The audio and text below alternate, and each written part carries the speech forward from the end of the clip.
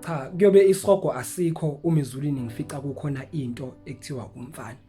Kodwa ke kuyafana ngoba sonke izulu asilazi mhlawumbe nezinja ziyangena nje ithini esingazi. Kodwa kuyobe isihogo asikho uma izulu ligcwele thina. Abakhuluma bolimi olubizwa ngamanga, abanikazi bezithembiso zamanga, abafezekisi bezinkanuko zabo phezulu kwemizimba yabesifazane bengavumelananga, abaphiki bamaphutha abo nabaphiki bezingane zabo abazithola bephinga, abanikazi bezingane ezingenababa bebe besaphila. Cha, kuyobe isihogo asikho uma ezulwini kukhona into ekuthiwa umfana. Kanti ngempela kuyobe kushabani esihogweni uma izulu ligcwele izikhondla khondla ezimandla otshwaleni zibe zingemandla ekondleni. Kushuthi kuyobe esihogweni ku-empty uma izulu ligcwele abanikazi bezithembiso ezi-empty, okanye ngesihogo sasikhohliswa uma izulu ligcwele izikhohlakali nabakhohlisi. Cha, kuyobe isihogo asikho uma ezulwini kukhona into ekuthiwa umfana. Ngusicelo Mpungose.